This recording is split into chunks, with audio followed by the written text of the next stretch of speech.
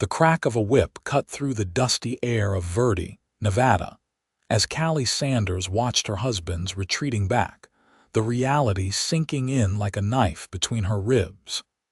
He had traded her his wife of 3 years to settle a gambling debt for a chestnut mare worth $40. This wasn't a nightmare she could wake from. This was 1871, and she had just been bartered away like cattle. "Consider yourself lucky," drawled Emmett Wilson, the man who now supposedly owned her through this unholy transaction. His weathered face split into a yellowed grin as he approached, reaching for her arm. "That horse was my prized possession." Callie recoiled, her hands trembling but her spine straightening.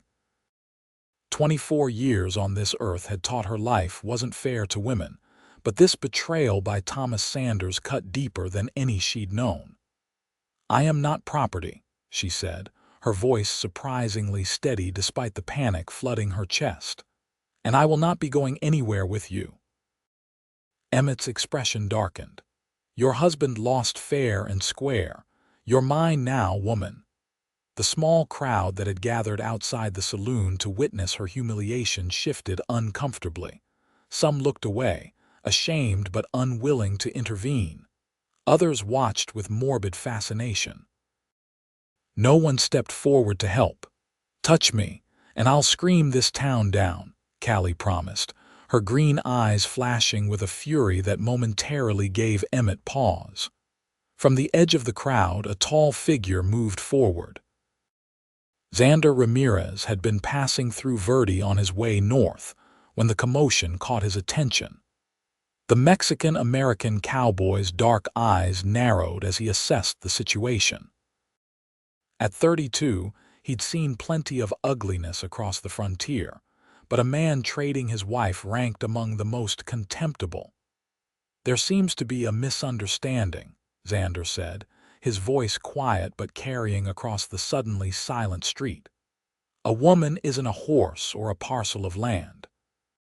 She can't be traded." Emmett's hand moved toward the pistol at his hip. "This ain't your business, stranger. I'm making it my business." Xander's posture remained relaxed, but anyone familiar with dangerous men would recognize the coiled readiness in his stance. "The lady clearly doesn't consent to whatever arrangement you believe you've made." "The law says a husband. The law says a great many things," Xander interrupted. "But I don't see her husband here to enforce his wishes, do you?" His eyes scanned the faces of the townspeople. "Just a coward who ran after selling his wife for a horse." Callie felt a surge of gratitude toward this stranger, even as fear gripped her heart. Thomas had indeed fled, riding away on his new horse without a backward glance at the woman he'd promised to cherish. 3 years of marriage dissolved for $40 worth of horseflesh. Emmett spat in the dust. "You willing to die for a woman you don't even know?" "Are you willing to die for one you don't know either?" Xander countered, his hand hovering near his holster. The tension crackled between them until Sheriff Preston stepped through the crowd, his badge catching the afternoon sunlight. "That's enough," the lawman said wearily. "Emmett, you know damn well a woman ain't property to be wagered. Whatever debt Sanders owes you, you'll have to collect another way." "But Sheriff," "I said that's enough." Preston's voice hardened. "Unless you want to spend the night in my jail for disturbing the peace." Emmett hesitated, measuring his options before finally cursing under his breath. "This ain't over," he muttered, throwing a venomous look at Callie before stalking away. The crowd began to disperse, the entertainment concluded. Callie stood rooted to the spot, the full weight of her situation descending upon her. Her husband was gone, her home such as it was belonged to Thomas. She had nothing but the clothes on her back and a few coins in her pocket. "Are you all right, madam?" Xander asked, keeping a respectful distance. Callie looked up at him, really seeing him for the first time. His face was sun-darkened and weathered, but his eyes held kindness she hadn't expected. "I don't know," she answered honestly. "I don't know what I'm supposed to do now." Sheriff Preston approached them, removing his hat. "Mrs. Sanders, I'm sorry about what happened here. Your husband." He trailed off, clearly uncomfortable. "Well, he's been gambling away everything for months." "I should have stepped in sooner." "You knew?" Callie asked, her voice barely above a whisper. The sheriff had the decency to look ashamed. "Everyone knew he was in trouble. Nobody thought he'd go this far." Xander watched the exchange silently, his jaw tightening.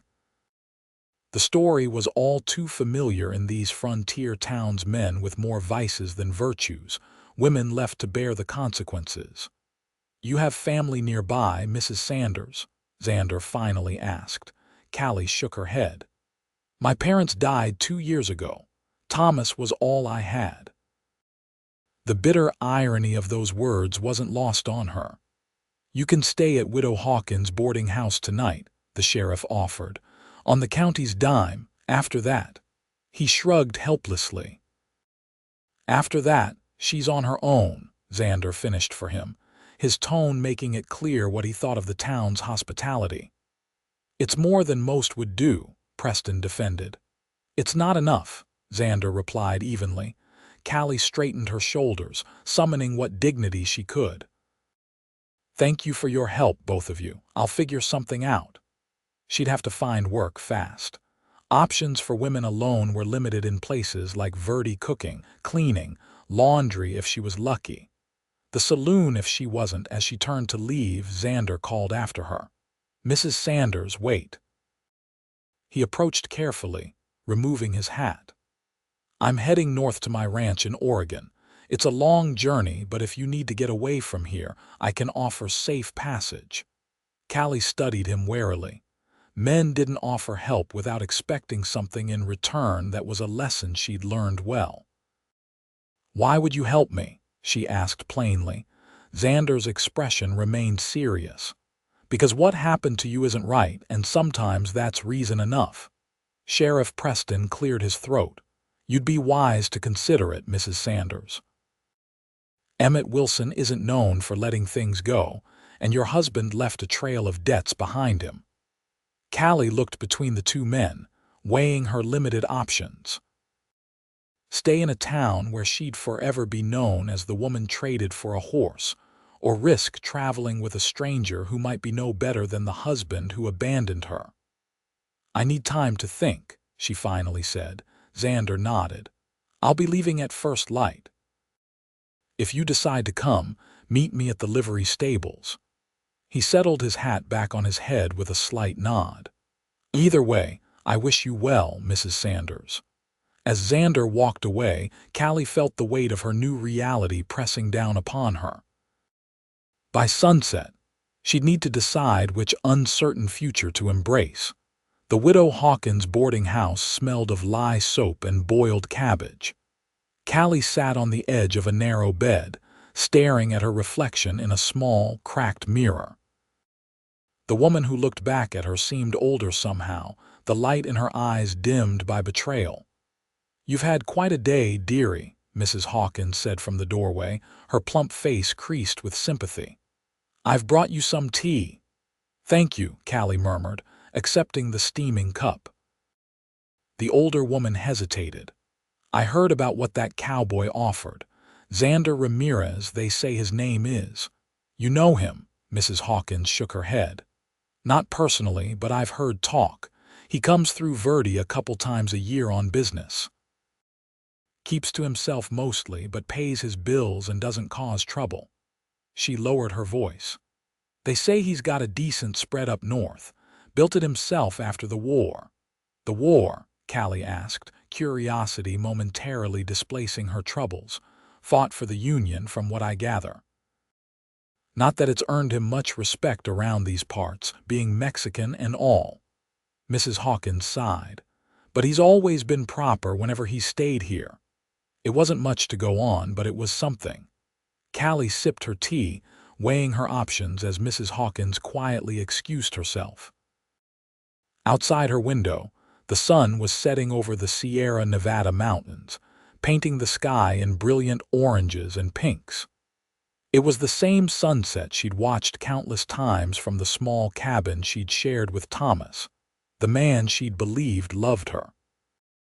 They'd come west 3 years ago, full of dreams.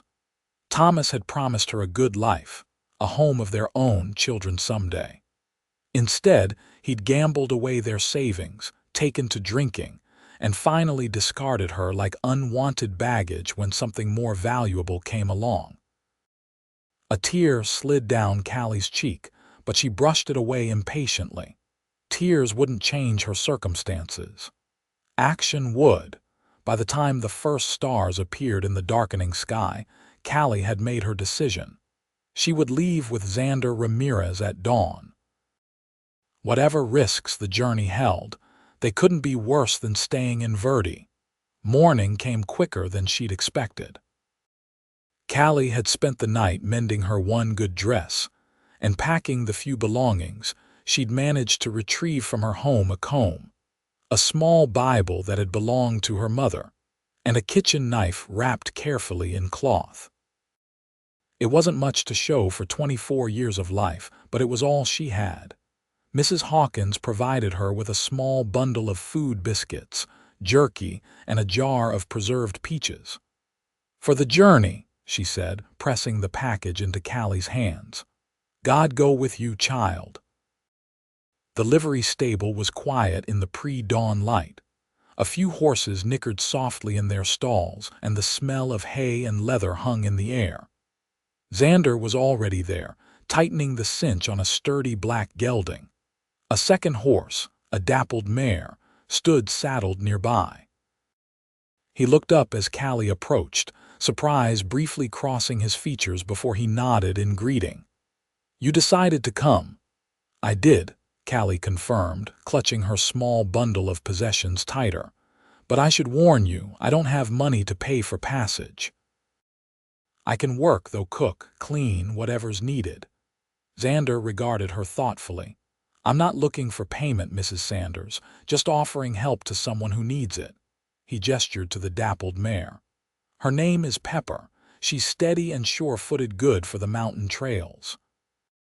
Callie approached the horse cautiously. She'd ridden before but wasn't particularly skilled. The mare seemed gentle enough, turning her head to regard Callie with soft brown eyes. "It's a long journey to Oregon," Xander said, watching her. 2 weeks, maybe more, depending on the weather and any trouble we encounter. You're sure about this?" "I'm sure I can't stay here," Callie replied firmly. Xander seemed to accept this. "We'll need supplies. I've got the basics, but we should get you proper traveling clothes." "That dress won't last a day on the trail." Callie flushed slightly. Her cotton dress, while her best, was hardly suited for a wilderness journey. "I don't have much money." "Consider it an advance. You said you can cook. I've been eating my own cooking too long." The corner of his mouth turned up slightly. It would be worth the price of proper gear to have decent meals on the trail. Before Callie could respond, a commotion at the stable entrance caught their attention. Emmett Wilson stood there, flanked by 2 rough-looking men. "Thought you might try to run," Emmett sneered, his eyes fixed on Callie. "That husband of yours still owes me, and I aim to collect one way or another." Xander moved subtly, positioning himself between Callie and the men. "We've been through this, Wilson." The sheriff made his position clear. "Sheriff ain't here," Emmett replied, "and I don't recognize his authority on private business matters." Callie felt her heart racing. She'd hoped to leave Verde without further confrontation, but clearly Emmett wasn't willing to let the matter drop so easily. "Mrs. Sanders is traveling under my protection," Xander said, his voice calm but carrying an unmistakable edge. "I suggest you find another way to settle your grievances with her husband." Emmett's hand drifted toward his holster. "You don't want to make an enemy of me, Ramirez." "And you don't want to draw that pistol," Xander replied evenly. "Because if you do, you'd better be certain you can use it faster than I can use mine." The tension in the stable was palpable. Callie held her breath, aware that the next few moments might determine whether she left Verdi alive or in a pine box. One of Emmett's companions shifted nervously. "Come on, Emmett. It ain't worth getting shot over." Emmett's eyes narrowed as he assessed Xander. Whatever he saw must have given him pause, because after a long moment he took a step back. "This ain't the end of it," he warned. "A debt's a debt." "Take it up with Sanders," Xander suggested. "He's the one who owes you."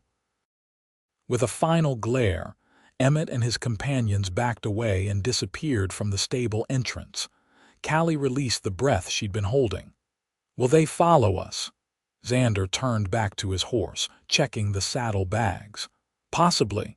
Men like Wilson don't like losing face." He glanced at her. "We should move quickly. The general store opens at 6. We'll get what you need and be on the trail before they decide to try again." True to his word, Xander had Callie outfitted with practical riding clothes, sturdy boots, and a warm coat within the hour. The shopkeeper had raised an eyebrow at serving customers so early, but was happy enough to take Xander's money. By the time the sun had fully risen over Verdi, they were already miles away, following the trail north toward Oregon. Callie had never felt so uncertain or so strangely free. The first day of travel passed in relative silence.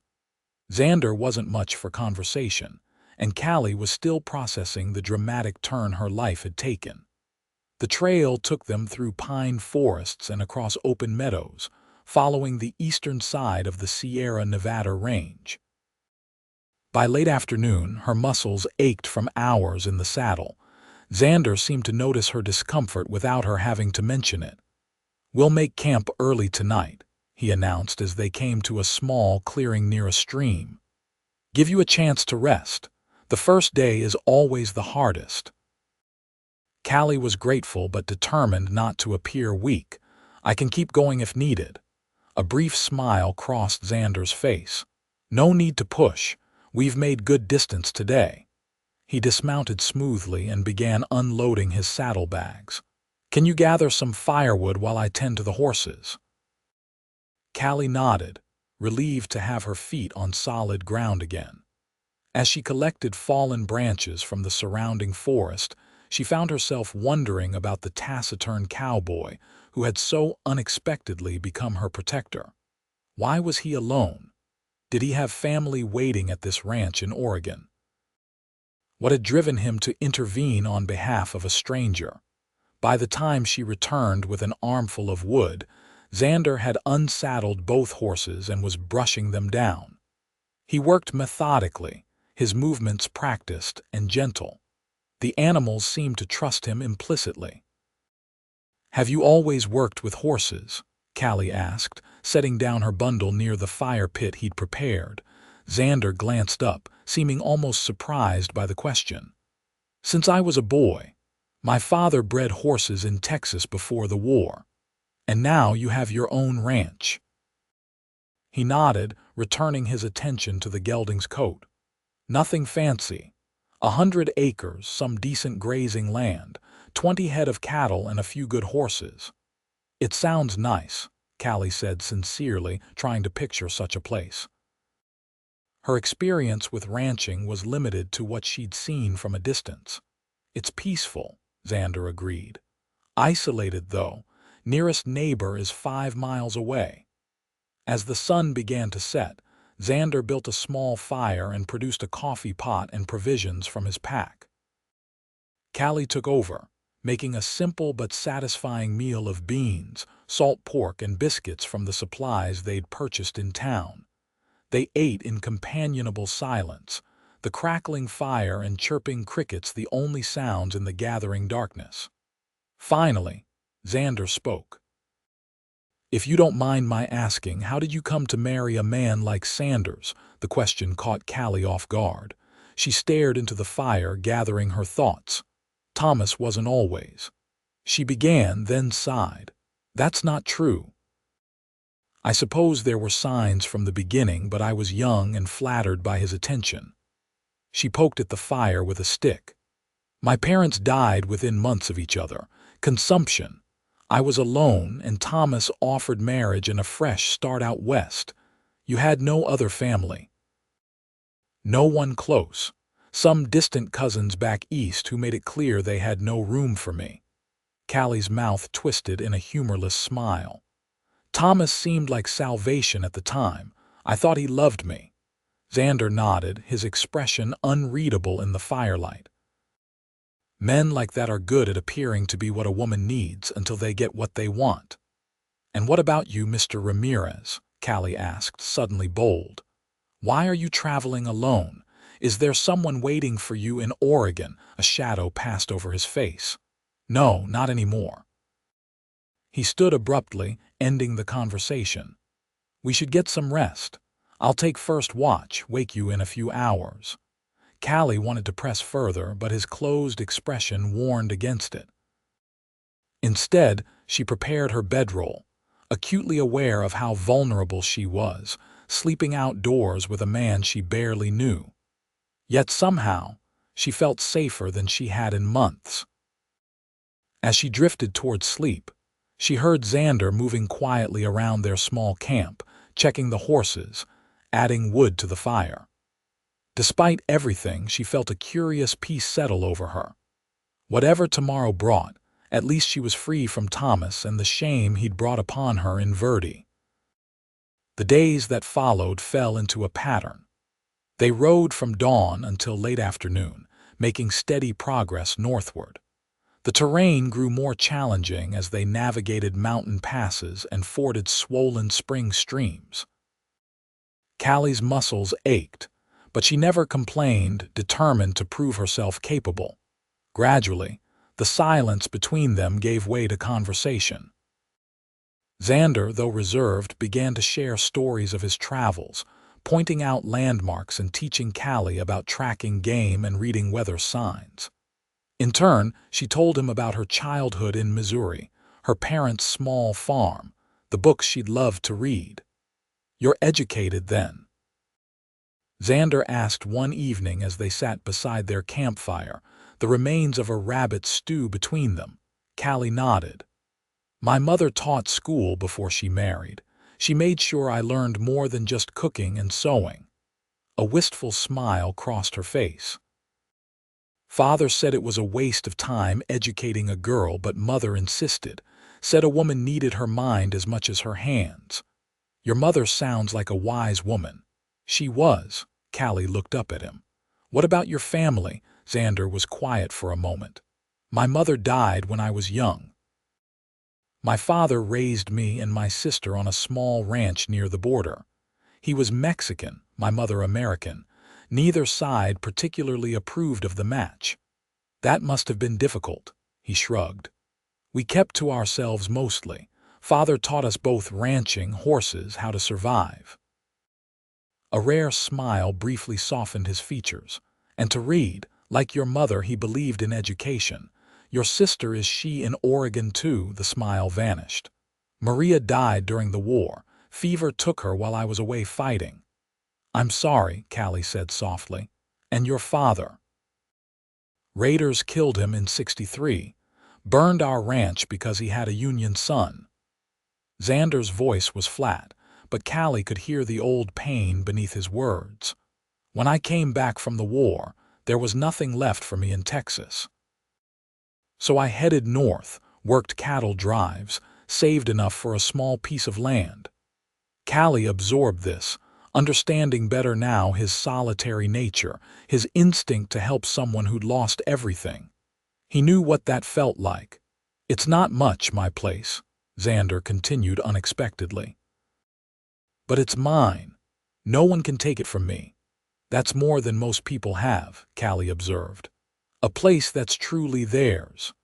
Their eyes met across the fire, and something unspoken passed between them, a recognition of shared loss, perhaps, or simply understanding. For the first time since leaving Verdi, Callie wondered what might await her at the end of this journey, beyond mere escape. The weather turned against them on the 7th day. Dark clouds rolled in from the west, bringing driving rain that soaked through their clothing within minutes.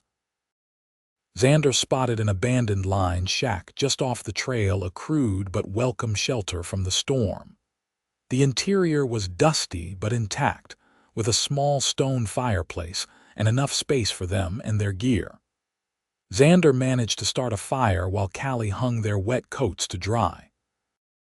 "We might be here a while," Xander observed, looking out at the worsening downpour. "That's a spring storm that means business." Callie nodded, rubbing her arms to ward off the chill. Despite the fire, the small cabin remained drafty and cold. Xander noticed her shivering and frowned. "You should change into dry clothes before you catch your death," he said practically. "I'll step outside to check on the horses." "In this rain? You're already soaked through yourself," Callie protested. "I've endured worse," he replied with a shrug, but Callie wasn't having it. "Don't be foolish. Just turn your back. I'll change quickly and then you can do the same." A faint flush appeared on Xander's cheeks, but he nodded and turned to face the wall. Callie changed as swiftly as she could, grateful for the dry clothing despite her embarrassment at the intimate situation. "Your turn," she said when she was decent, averting her eyes as Xander changed his sodden shirt for a dry one. The storm intensified as evening approached, lightning illuminating the small cabin in brief, brilliant flashes. They shared a meager dinner of hardtack and jerky, huddled near the fire for warmth. "Tell me more about your ranch," Callie said, partly to distract herself from the howling wind. "What's it like?" Xander seemed to relax slightly, the lines around his eyes softening. "It sits in a valley with mountains to the west that turn purple at sunset. There's a creek running through the north pasture, good water, never runs dry even in summer. The house isn't much, 2 rooms with a proper stone chimney, but it's solid." He spoke with quiet pride, describing the land, the small herd of cattle he was building, the vegetable garden he'd started last spring. Callie found herself drawn into his vision, picturing the place as if she'd seen it with her own eyes. "It sounds wonderful," she said sincerely. "It's lonely," he admitted, surprising her with his candor. "A man wasn't meant to live entirely alone, but it's mine and it's honest work." Another crack of lightning split the night, followed almost immediately by a deafening thunderclap. Callie jumped despite herself, and Xander instinctively moved closer, his shoulder touching hers. "Just the storm," he said softly. "It'll pass by morning." She nodded, acutely aware of his proximity. In the flickering firelight, his face looked younger somehow, the habitual guardedness momentarily absent. Callie found herself noticing details she hadn't before: the small scar at his temple, the way his eyes weren't simply dark but a deep, rich brown with flecks of amber. "Thank you," she said suddenly, "for everything you've done for me. You didn't have to." "Some things a man does because he must, not because he has to," Xander replied, his gaze steady on hers. The air between them seemed to change, charged with something Callie wasn't ready to name. She looked away first, her heart beating unexpectedly fast. "We should get some sleep," she suggested. "If the storm clears, we'll want an early start." Xander nodded, moving back to his side of the fire. "Of course." They arranged their bedrolls on opposite sides of the small cabin, but sleep eluded Callie. She lay awake listening to the rain pound against the roof, acutely aware of Xander's presence just a few feet away. Something was changing between them, something that both frightened and intrigued her. She was still legally married, she reminded herself sternly. The fact that Thomas had traded her like livestock didn't change that in the eyes of the law. Besides, she barely knew Xander Ramirez. His kindness might be genuine, but she'd been fooled by a man's apparent goodness before. Still, as she finally drifted toward sleep, Callie couldn't help wondering what life might be like in a purple mountain valley with a man who kept his promises. Morning brought clear skies and the fresh, washed brightness that follows a storm. They set out early, making good time through countryside transformed by rain, wildflowers blooming in sudden profusion, streams running high and fast. The closeness they'd shared in the lined shack remained, though neither mentioned it directly. Instead, it manifested in small ways. Xander's hand steadying her as she mounted her horse, Callie noticing when he seemed tired and suggesting they rest, shared smiles at the antics of a family of otters playing in a stream they forded. 3 days later, they crossed into Oregon territory. The landscape gradually changed, the stark beauty of Nevada giving way to more verdant terrain, thicker forests, meadows lush with spring grass. "We're making good time," Xander observed as they made camp that evening. "Another 4 days, maybe 5, and we'll reach my place." Callie looked up from the stew she was stirring. So soon? She was surprised by the twinge of regret she felt. These 2 weeks on the trail had been challenging but also oddly freeing. She wasn't ready for the journey to end. "Weather's been kind," Xander replied, not meeting her eyes. "Roads are better than expected after the rain." An awkward silence fell between them. They'd spoken little about what would happen when they reached their destination. Callie knew she couldn't impose on Xander indefinitely, but her options were limited. The nearest town was small, with few opportunities for a woman alone. "I've been thinking," Xander said suddenly, setting down the knife he'd been using to whittle a piece of wood. "About your situation." Callie tensed. "I won't be a burden to you." "Once we reach town, I can find work. That's not what I meant," he interrupted, looking uncomfortable. "I was thinking about Emmett Wilson and men like him. Your husband might be gone, but legally—" "I'm still his wife," Callie finished for him.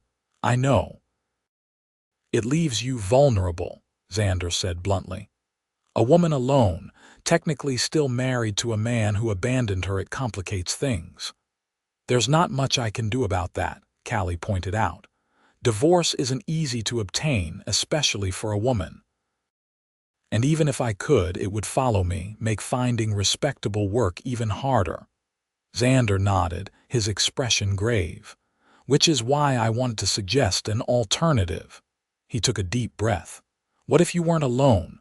What if you had a husband on paper at least?" Callie stared at him, not comprehending at first. "I'm offering you my name," Xander clarified, his words coming faster now. "A marriage of convenience. It would give you legal protection, a place to live, security that no one could challenge. You're proposing marriage." Callie asked incredulously. Xander winced slightly. "Not in the traditional sense. I'm offering partnership protection. You'd have your own room in the house, of course. I would expect nothing improper. But the world would see you as a married woman, beyond the reach of men like your husband or Wilson." Callie's mind raced. The practical benefits were obvious exactly as Xander had laid them out, but marriage, even in name only, was still a serious commitment. "Why would you do this?" she asked finally. "You hardly know me." Xander's gaze was steady. "I know enough. You're honest, hardworking, resilient. You deserve better than what happened to you." He paused. "And I meant what I said about the ranch being lonely. Having someone there, even just as a housemate, a partner in the work, would be welcome." "What if I want to leave someday?" Callie asked, needing to understand all the terms. "Then you'd be free to go with my blessing and whatever assistance I could provide," he answered without hesitation. "This isn't a trap, Callie. It's an offer of sanctuary, for as long as you want it."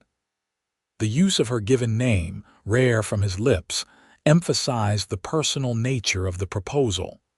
Callie looked away into the fire, trying to sort through her jumbled emotions. "You don't have to answer now," Xander said gently. "Take time to think about it." Callie nodded, grateful for the reprieve. But that night, as she lay beneath the stars, sleep eluded her once again. She turned Xander's proposal over in her mind, examining it from every angle. A marriage of convenience wasn't what she'd dreamed of as a young girl. But then, her dreams of love and partnership had already been shattered by Thomas. Perhaps a practical arrangement with a good, honorable man was the best she could hope for now. And Xander was honorable. She'd seen enough evidence of that over their journey.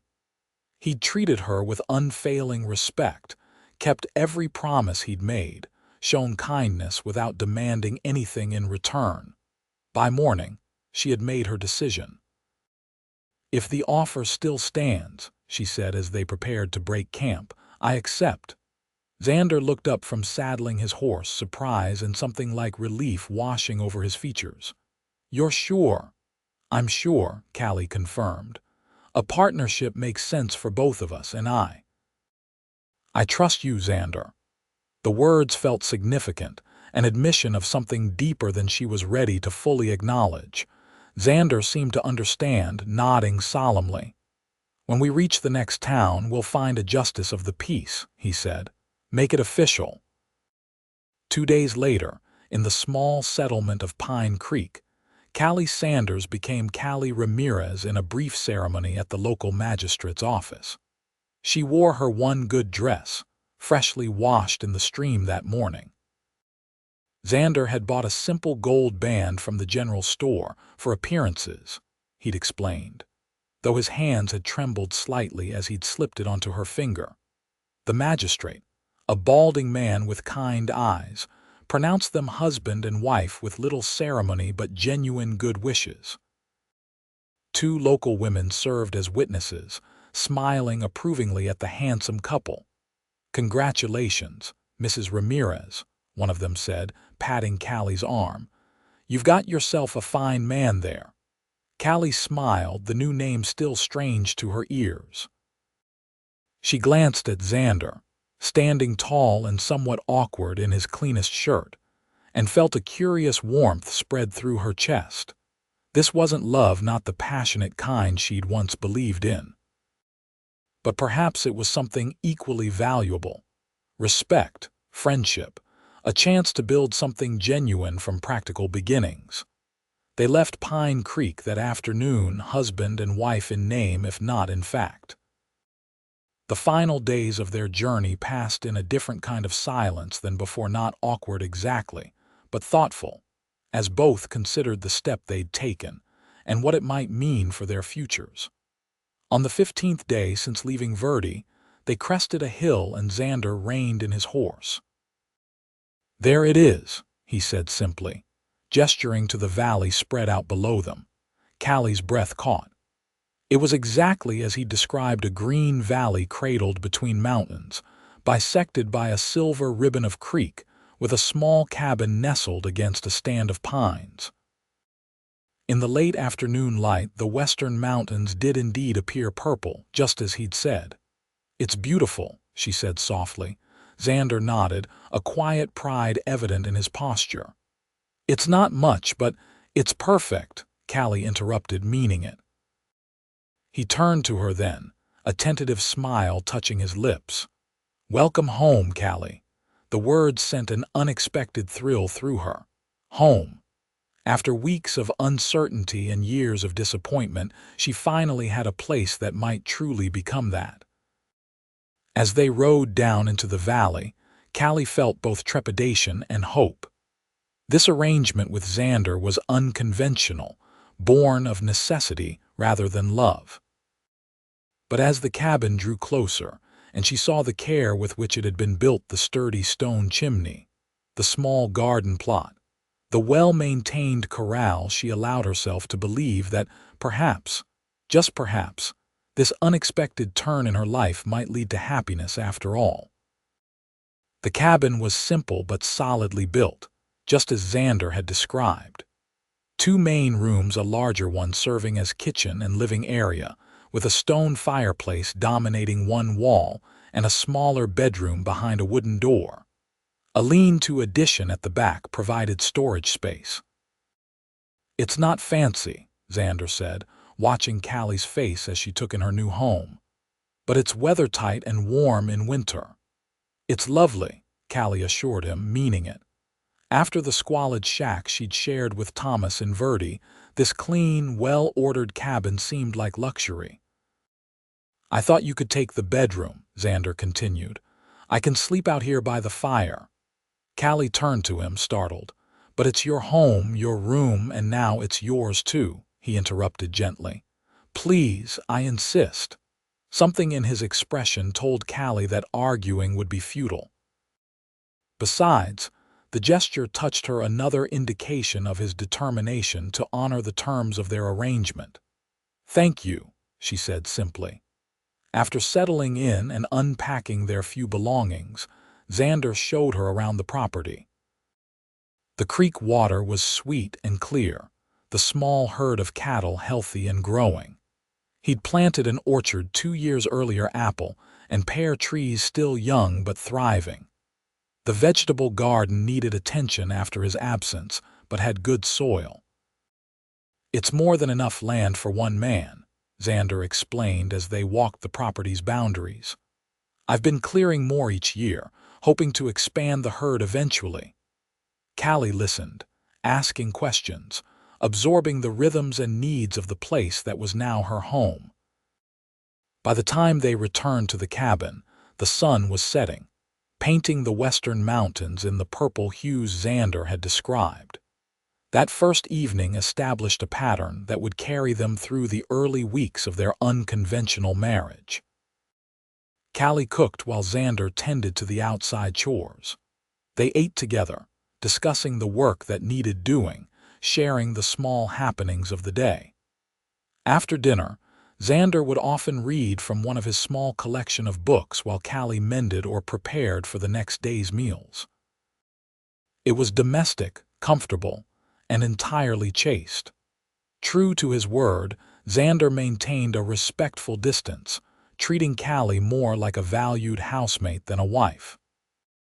Yet as the days passed, Callie found herself increasingly aware of him, the way sunlight caught in his dark hair as he worked, the rare smile that transformed his serious face, the quiet competence of his hands as he repaired harness leather or split firewood. Their conversations grew deeper as spring gave way to early summer. Sitting on the porch after dinner became a ritual, watching fireflies rise from the meadow grass as they shared pieces of their pasts, hopes for the future, observations about the changing seasons. You ever regret it? Callie asked one evening nearly a month after their arrival. Offering me this arrangement, Xander looked surprised by the question. Not for a moment, he answered without hesitation. The place feels more like a home with you here, and you've more than earned your keep. It was true. Callie had thrown herself into the work of the ranch with determination. She kept the cabin spotless, expanded the garden, learned to make cheese from the milk of the 2 cows Xander kept, and even helped with the cattle when extra hands were needed. I'm glad, she said softly. I was afraid I might be a burden. Xander shook his head, his expression serious. Never that. After a pause, he added, What about you? Do you regret accepting my offer? Callie considered the question honestly. No, she finally said. I was afraid at first that you might change once we were here, that the arrangement might feel like another kind of cage. She met his eyes directly. But you've kept every promise, Xander. I feel safe here, valued. Something flickered in his eyes, a warmth that made Callie's heart beat faster. I want you to be happy here, he said simply. The moment stretched between them, filled with unspoken possibilities. Then Xander stood, breaking the spell. It's getting late, he said. I should check on that new calf once more before turning in. Callie nodded, watching him walk away into the gathering dusk. Something was changing between them, had been changing gradually since that storm-swept night in the line shack. She wasn't sure whether to embrace it or resist. Her feelings for Xander were growing beyond gratitude or friendly affection. But the memory of Thomas's betrayal still stung, making her wary of trusting her heart again so soon.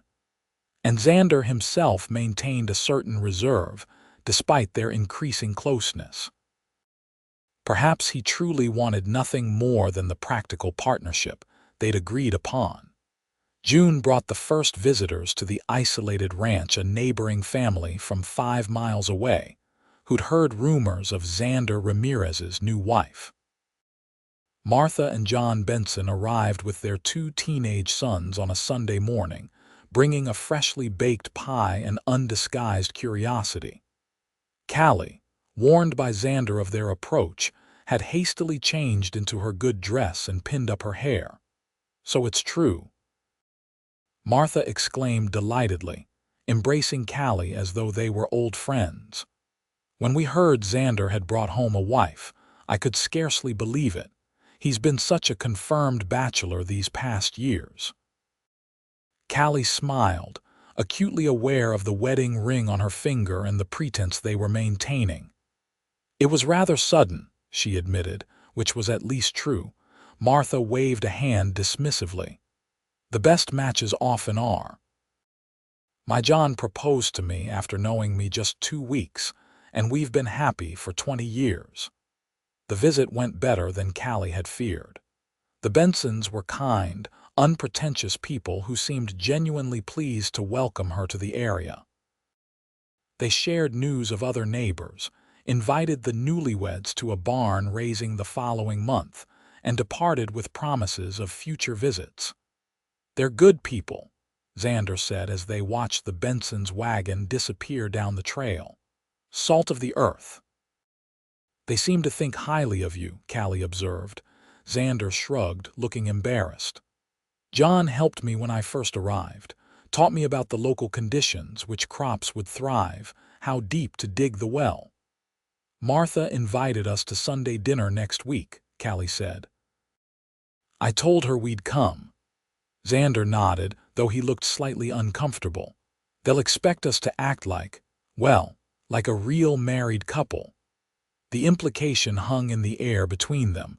Thus far their deception had required no public performance, no pretense of romantic affection. A dinner with neighbors would change that. "We can manage, can't we?" Callie asked, trying to sound more confident than she felt. "For appearances' sake, of course," Xander agreed, not quite meeting her eyes. "For appearances." The dinner with the Bensons proved both more challenging and more revealing than either had anticipated. Martha seated them side by side at the table, referring frequently to them as the newlyweds and asking questions about their courtship that required quick thinking to answer convincingly. More disconcerting were the casual touches that seemed expected. Xander's hand at the small of Callie's back as they entered the house, her fingers briefly covering his when passing a dish, the way their shoulders naturally inclined toward each other during conversation. Each contact sent a current of awareness through Callie, making it increasingly difficult to remember this was all for show. "You two remind me of John and myself when we were newly married," Martha said fondly as they enjoyed apple pie after dinner. "The way you look at each other when you think no one's watching." Callie felt heat rise to her cheeks. Had she been that transparent? She risked a glance at Xander and found him looking equally discomfited. The ride home that evening was quiet, both lost in their own thoughts. The pretense of marriage had felt alarmingly natural, the small gestures of affection coming more easily than either had expected. "You did well tonight," Xander finally said as they approached the cabin. They didn't suspect anything. "You too," Callie replied, wondering if he was as conflicted as she felt. "We make a convincing couple, it seems." Something shifted in Xander's expression, a flash of emotion quickly controlled. "Yes, well, Martha Benson would see romance in a cattle auction. She's a born matchmaker." The casual dismissal stung more than it should have. Callie reminded herself sternly that their arrangement was practical, not romantic. If she was developing deeper feelings, That was her problem to manage, not his. Yet that night, lying in the bedroom that was nominally hers but still carried traces of Xander's presence, Callie admitted to herself what she'd been trying to deny. She was falling in love with her husband in name only. The realization brought no joy, only complication. If Xander didn't share her feelings and he'd given no clear indication that he did, confessing them could make their living situation unbearably awkward. Worse, it might make him feel obligated in some way, which was the last thing she wanted. Better to maintain the status quo, she decided. Their arrangement worked well enough. Friendship and mutual respect were solid foundations for a shared life, even without romantic love. Many actual marriages were based on less. Summer progressed, bringing long days of work and warm evenings on the porch. The vegetable garden flourished under Callie's care, providing abundant fresh food. She learned to preserve the excess for winter, filling the small root cellar with jars of pickled beans, canned tomatoes, and fruit preserves. Xander expanded the cattle herd, buying 4 new heifers from a rancher further north. The additional animals meant more work, but he never complained, rising before dawn each day and often working until sunset. They attended the barn raising as promised, spending a long day helping neighbors construct a new building. Callie worked alongside the other women, preparing a feast to feed the workers, while Xander joined the men in the heavy labor of raising walls and setting beams. The camaraderie of the event was unlike anything Callie had experienced in Verde. These scattered homesteaders genuinely cared for one another, sharing resources and assistance freely. When introduced as Xander's wife, she felt a warm acceptance that had nothing to do with her own merit, but everything to do with the respect her husband had earned. Her husband. She found herself thinking of him that way more often now. The distinction between their legal status and the reality of their relationship blurring further with each passing day. July brought heat that shimmered over the valley like a mirage. Xander worked longer hours, returning to the cabin each evening exhausted, his shirt soaked with sweat. Callie took to meeting him with cool water from the well, concern growing as she noticed the toll the heat was taking on him. "You're working too hard," she said one particularly scorching afternoon, pressing a damp cloth into his hands. "You need to rest during the hottest part of the day." Xander shook his head stubbornly. "The north pasture fence won't fix itself. If it fails completely, we could lose half the herd." "Then I'll help you," Callie decided. 2 people working can finish it faster than one. He started to object, but she held up a hand to stop him. "I'm stronger than I look, Xander Ramirez, and I'm not asking permission." A reluctant smile tugged at his mouth. "No, I can see that you're not." After a moment's consideration, he nodded. "All right then. We'll go together once it cools a bit." Working side by side on the fence brought a different kind of intimacy. Xander taught Callie how to stretch wire and set posts, his hands occasionally covering hers to demonstrate the proper technique. The physical labor was demanding but satisfying, and they fell into an easy rhythm, anticipating each other's needs without words. By sunset, they'd repaired the worst sections of fence. Dusty, tired but pleased with their accomplishment, they headed back to the cabin in the fading light. "You were right," Xander admitted as they walked. "It went much faster with 2. Callie smiled, enjoying the rare concession. "I usually am right, you know. You do well to remember that." He laughed a full, genuine laugh that Callie had heard only a handful of times in the months they'd known each other. The sound did strange things to her heart. "I'll keep it in mind," he promised, his eyes crinkling at the corners in a way that made him look years younger. Impulsively, Callie reached out and took his hand. She felt him tense momentarily in surprise, then relax, his fingers curling around hers naturally. They walked the rest of the way home hand in hand, neither acknowledging this new development aloud. But that night, as Callie prepared for bed, she noticed Xander lingering in the doorway of her room, their room, really, though he'd never reclaimed it. "Good night, Callie," he said softly. "Good night, Xander." She hesitated, then added, "Thank you for today, for teaching me about the fence, for letting me be truly useful." He nodded, his expression serious in the lamplight. "You're always useful. More than that, you're essential. I don't know how I managed before you came." The words hung in the air between them, weighted with meaning beyond their surface simplicity. For a breathless moment, Callie thought he might step into the room, close the distance between them. But after a pause, he simply nodded again and withdrew, closing the door gently behind him. Callie sat on the edge of the bed, heart racing, wondering if she'd imagined the longing in his eyes, or if it was merely a reflection of her own desire. August brought the first letter from Verdi. The mail rider delivered it along with supplies from Pine Creek, the envelope addressed simply to Mrs. Callie Sanders, care of Ramirez Ranch. Callie stared at it, her stomach knotting with dread. Only one person would address a letter to her by that name. Xander, noticing her expression, set down the supplies he was unloading. "What is it?" Wordlessly, she handed him the envelope. His jaw tightened as he read the name. "You don't have to open it," he said quietly. "Yes, I do."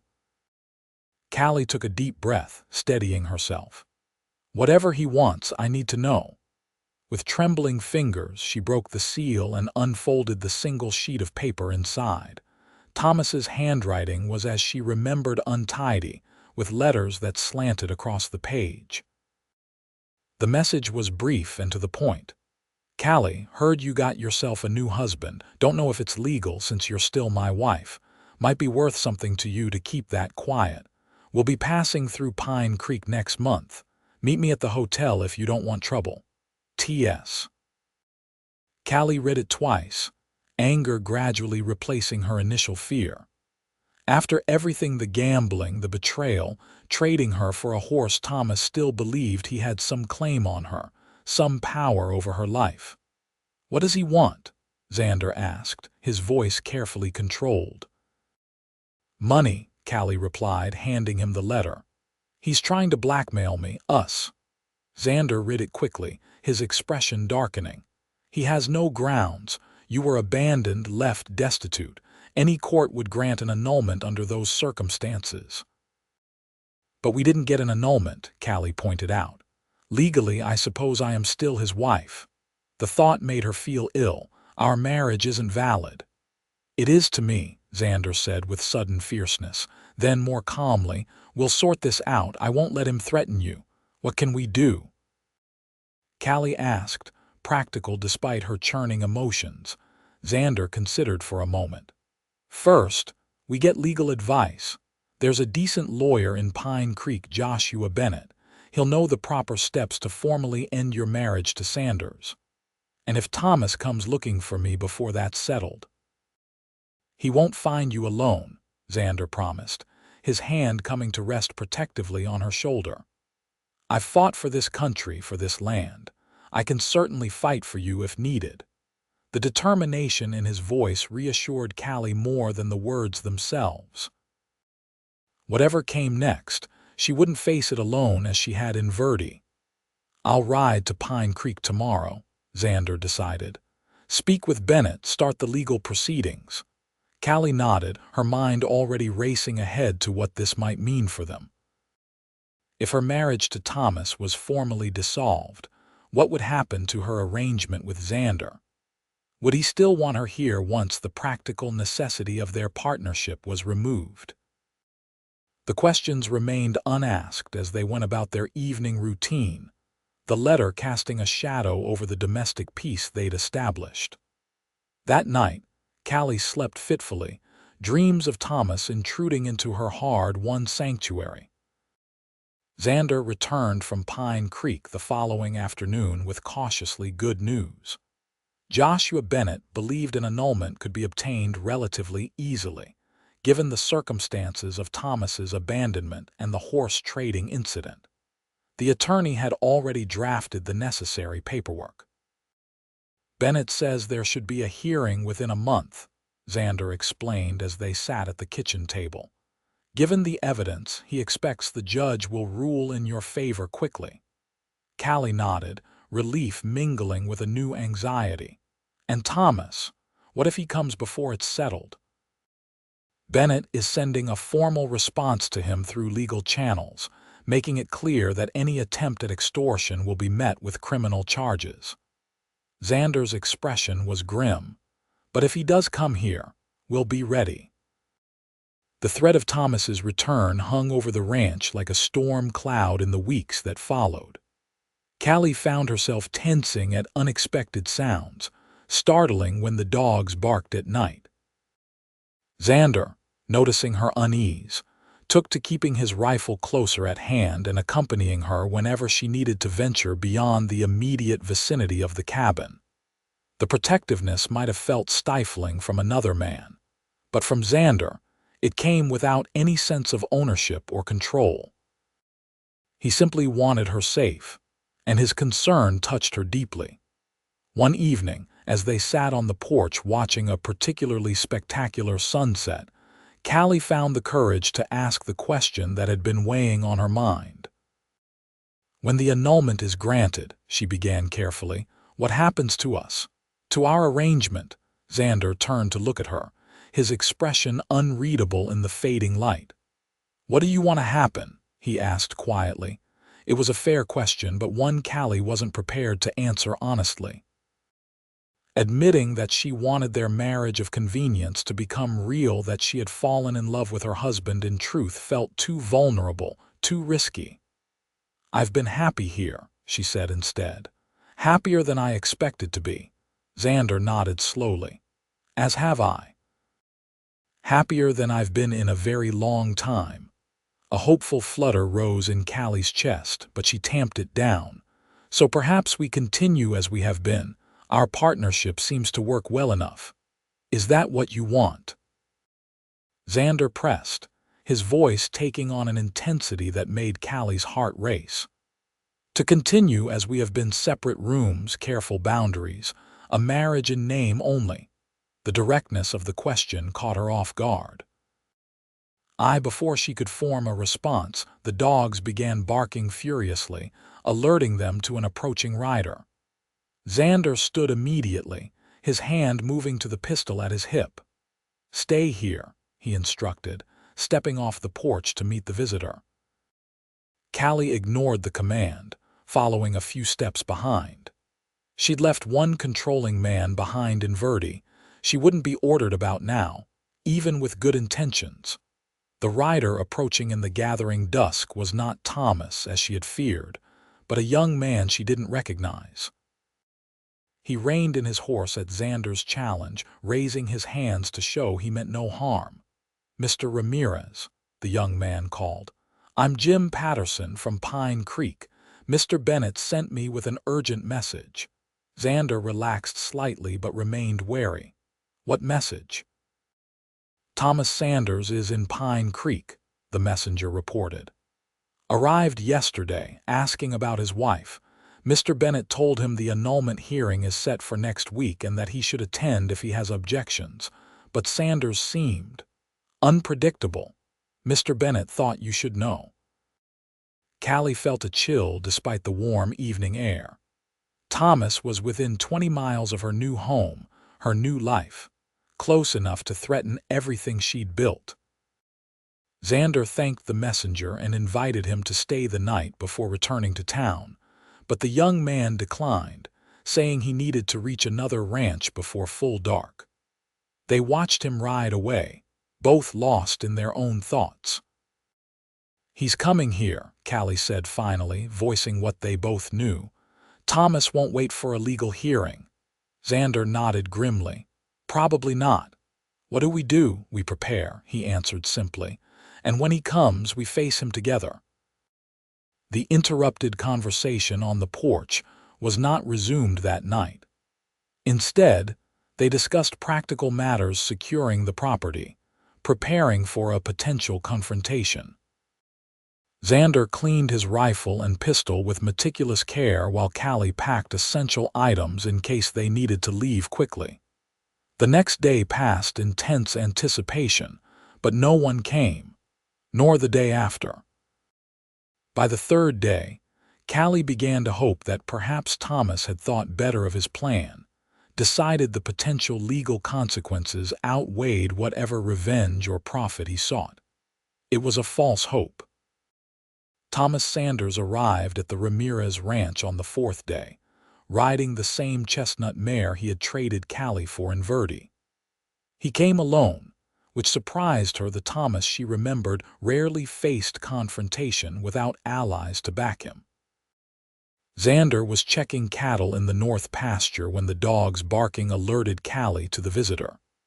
She was hanging laundry behind the cabin, and by the time she rushed to the front, Thomas had already dismounted and was standing in the yard, looking around with a calculating expression. He hadn't changed much in the month since she'd last seen him, still handsome in a rough way, with sandy hair and the blue eyes that had once charmed her. But now she could see clearly what she'd been blind to before, the meanness around his mouth, the coldness in his gaze. "Hello, Callie," he said, spotting her. A smile spread across his face that didn't reach his eyes. "You're looking well, better than when I last saw you." Callie's throat went dry, but she forced herself to stand tall. This man had no power over her anymore. "What do you want, Thomas?" He spread his hands in a gesture of innocence. "Can't a man visit his wife? I've missed you, Callie. Made a mistake letting you go." "You didn't let me go," Callie corrected coldly. "You traded me for the horse you're riding, and I'm not your wife anymore, not in any way that matters." Thomas's expression hardened. "The law says different. That paper you signed with Ramirez ain't worth the ink it took to write it. Bigamy's a serious charge, Callie." "So is abandonment and fraud," she countered. "The annulment hearing is next week. After that, you'll have no claim on me, legal or otherwise, unless I contest it." Thomas took a step closer, and Callie instinctively backed away, which I might be persuaded not to do for the right price. "This seems like a nice setup you've got here. Surely your new husband could spare a little cash to make things go smoothly." "That's not going to happen." Xander's voice came from behind Thomas, causing the other man to spin around. Xander stood at the edge of the yard, rifle in hand though not raised. His expression was deadly calm, but Callie could see the tension in his shoulders. Thomas recovered quickly, pasting on a smile. "Mr. Ramirez, I presume? No need for weapons between civilized men. I'm just having a conversation with my wife." "Former wife," Xander corrected. "And the conversation is over. You need to leave." Thomas's smile vanished. "Now hold on.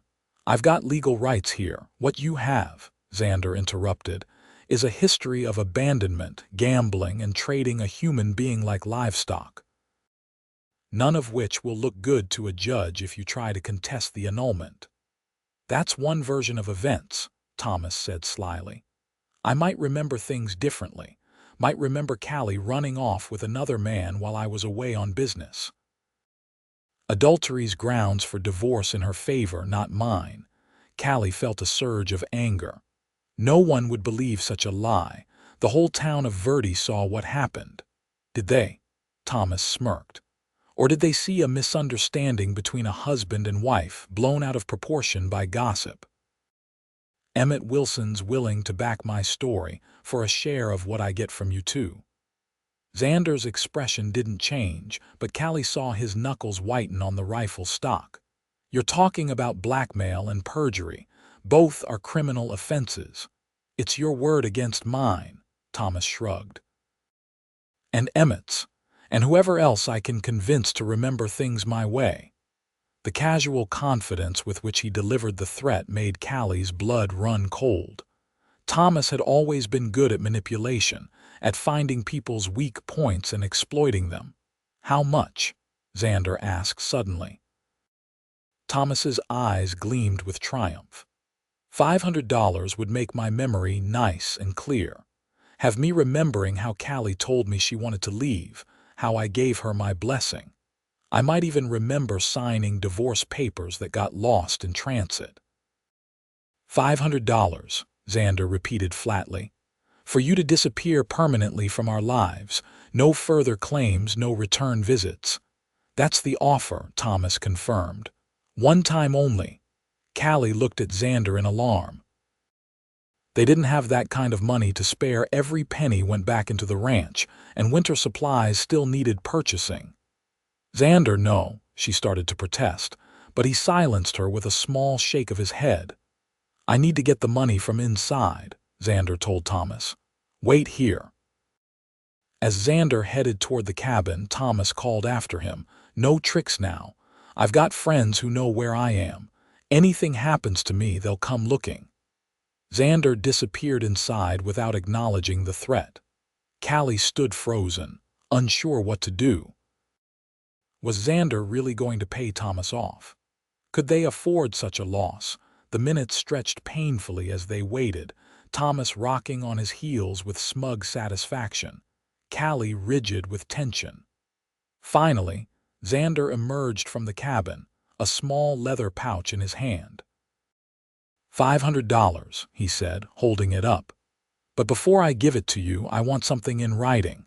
A confession that you abandoned Callie, traded her for a horse, and relinquished all claims to being her husband. Thomas hesitated, suspicion crossing his features. Why would I sign something like that? Defeats the whole purpose. Insurance, Xander replied calmly. You get your money, we get protection against any future claims. Seems fair. After a tense moment, Thomas nodded. Fine, I'll sign your paper, you give me the money, and we're all square. Xander reached into his pocket and produced a folded document. I've had it prepared for a while, just in case. All it needs is your signature. Thomas scanned the paper quickly, frowning at certain passages but apparently finding nothing he couldn't live with. Got a pen? He asked. Xander produced one, and Thomas signed with a flourish, clearly eager to get his hands on the money. There, satisfied, almost, Xander said, taking back the signed document and handing it to Callie. There's one more thing you should know. Thomas's eyes narrowed suspiciously. What's that? I lied about the money. In one smooth motion, Xander raised his rifle, aiming it squarely at Thomas's chest. There's no $500, but there is a signed confession that you abandoned your wife and attempted to blackmail us. The color drained from Thomas's face. You son of a... Choose your next words carefully, Xander advised, his voice deadly quiet. I'm a patient man, but everyone has limits. Thomas looked from the rifle to Xander's face, then to Callie, clearly calculating his chances. Whatever he saw must have convinced him of the seriousness of the threat, because he took a step back, hands raised. You can't just send me away with nothing, he protested, a wheedling note entering his voice. I came all this way. You came to extort money through threats and lies, Callie said, finding her voice at last. You're lucky to be leaving at all. Thomas's face twisted with anger. This isn't over. That paper won't stop me from— Yes, it will, Xander interrupted. Because if you ever come near my wife again, I'll take that confession to every lawman between here and Verdi. Attempted extortion will buy you years in prison, Thomas. Think about that before you make any more threats. For a long moment, Thomas stood frozen, hatred burning in his eyes. Then, with a muttered curse, he turned and mounted the chestnut mare. You two deserve each other, he spat, wheeling the horse around. Enjoy your life in this God-forsaken wilderness, Callie. You always were too high-minded for your own good. They watched in silence as he galloped away, not lowering their guard until he was out of sight. Only then did Xander lower the rifle, the tension draining from his shoulders. You think he'll come back? Callie asked quietly. Xander shook his head. Not if he's got any sense. That signed confession is better protection than any amount of money would have been. Callie looked down at the paper in her hands, Thomas's signature bold and unmistakable at the bottom. How did you know he'd sign it? Men like Thomas are greedy and overconfident, Xander replied with a slight shrug. They think they are always the smartest person in the room. It makes them predictable. And the money, the pouch, a ghost of a smile crossed Xander's face, filled with lead-fishing weights, felt heavy enough to convince him. Relief and admiration washed over Callie in equal measure. Thomas was gone, truly gone this time, and the threat he represented had been neutralized through Xander's quick thinking. "Thank you," she said softly, meeting his eyes. "For everything." Something shifted in Xander's expression then, the guardedness falling away to reveal a depth of emotion that took her breath away. "I meant what I said, Callie. You are my wife in every way that matters to me." He took a step closer, his voice dropping. "The question is, what matters to you?" The moment of truth had arrived, hastened by Thomas's unexpected appearance. Callie thought of the conversation interrupted on the porch days earlier, of the question she'd evaded then. "When I came here," she began carefully, "I was running from a past I wanted to forget. You offered me safety, protection, a new beginning." She took a deep breath. "But somewhere along the way it became more than that. You became more than that." Hope kindled in Xander's eyes. "More how?" he asked, his voice rough with emotion. "I love you," Callie said simply. "Not because you saved me or gave me a home, but because of who you are, honorable, kind, steadfast." She smiled tremulously. "I love the way you talk to the horses when you think no one's listening. The way you remember exactly how I take my coffee. The way you never, ever break a promise." Xander closed the distance between them, setting aside the rifle to take her hands in his. "I've loved you since that line shack in the storm," he confessed. "Maybe even before that. But I promised you a marriage of convenience, safety without obligation. I've been afraid to ask for more." "And now," Callie prompted, her heart racing. "Now I'm asking," he said softly. "Not for a marriage of convenience, but a real one, in every sense." In answer, Callie rose on tiptoes and pressed her lips to his. The kiss was gentle at first, tentative, then deepening as Xander's arms encircled her waist, drawing her closer. When they finally broke apart, both were breathless. "Is that a yes?" Xander asked, a smile transforming his usually serious features. "That's a yes," Callie confirmed, laughing. "Though I suppose we should wait until the annulment is official before." She blushed, unable to finish the thought aloud. "Before we're truly husband and wife," Xander suggested, his eyes warm with promise. "I've waited this long. I can wait a little longer."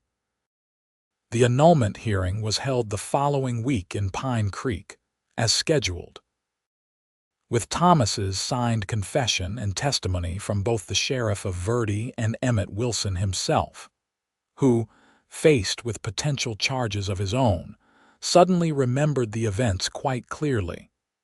The judge ruled quickly in Callie's favor. "By the power vested in me by the state of Oregon," he declared, "I hereby annul the marriage between Callie Sanders and Thomas Sanders on grounds of abandonment and fraud. Mrs. Ramirez, you are legally free of all ties to your former husband." Mrs. Ramirez.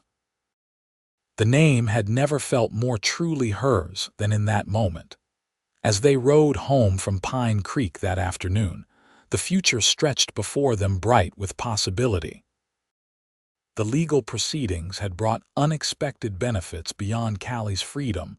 The story of Thomas's behavior had spread, earning him such a reputation that he departed Oregon territory entirely, reportedly heading for California to try his luck in the gold fields. "What shall we do with our first evening as a truly legal husband and wife?" Xander asked as the ranch came into view, the setting sun gilding the valley in gold. Callie pretended to consider the question seriously. "Well, there's a fence in the south pasture that needs mending, and I still haven't finished canning those last tomatoes."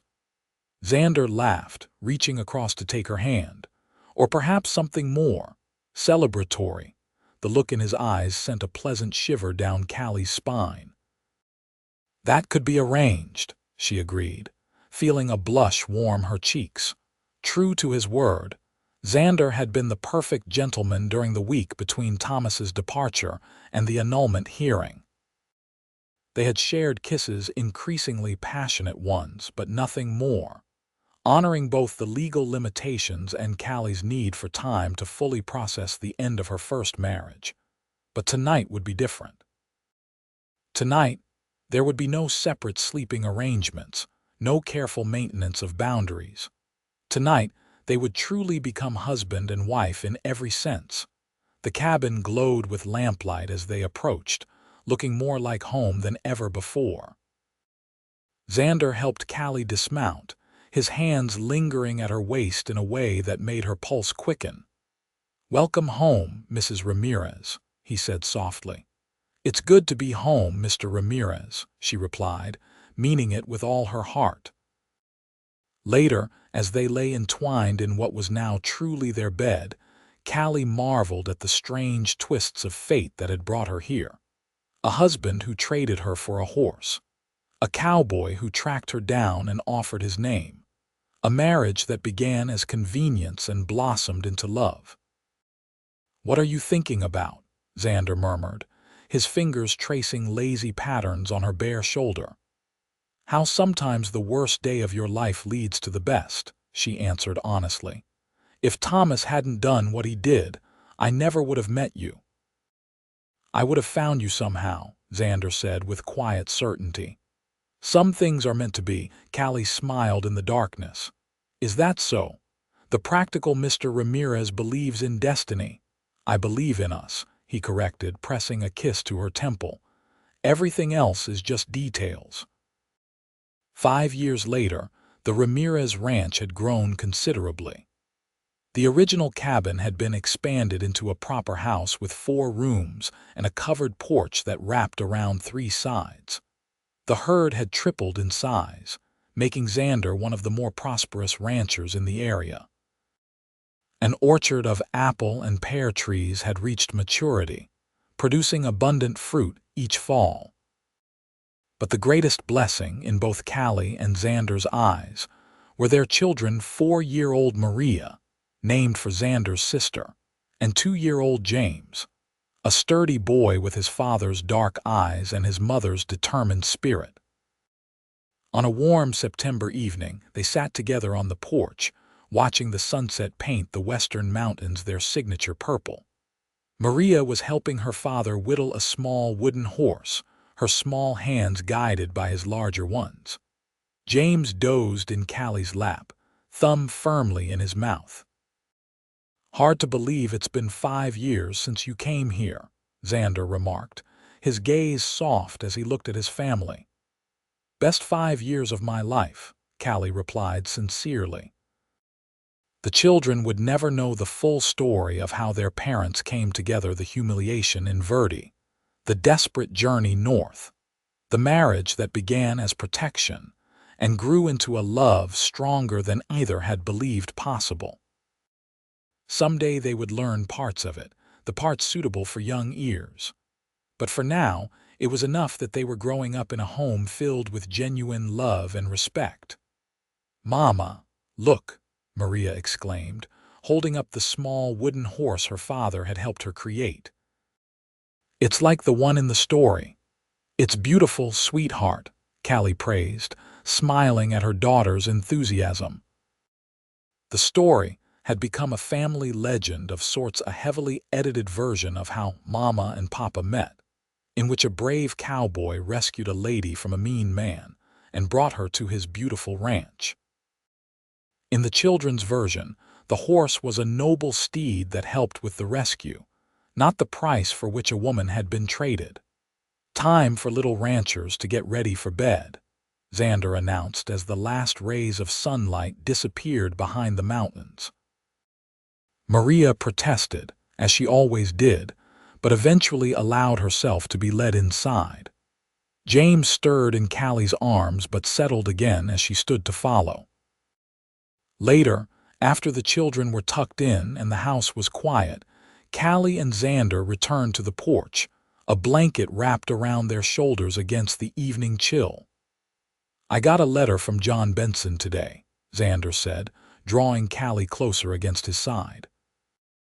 "He says there's a family moving into the old Peterson place next month, a couple with 3 young children. We should invite them for dinner once they're settled," Callie suggested. "I remember how much the Bensons' welcome meant to me when I first arrived." Xander nodded, pressing a kiss to her hair. "You've come a long way from that frightened woman in Verdi." "Thanks to you." "No," Xander corrected gently. "Thanks to yourself.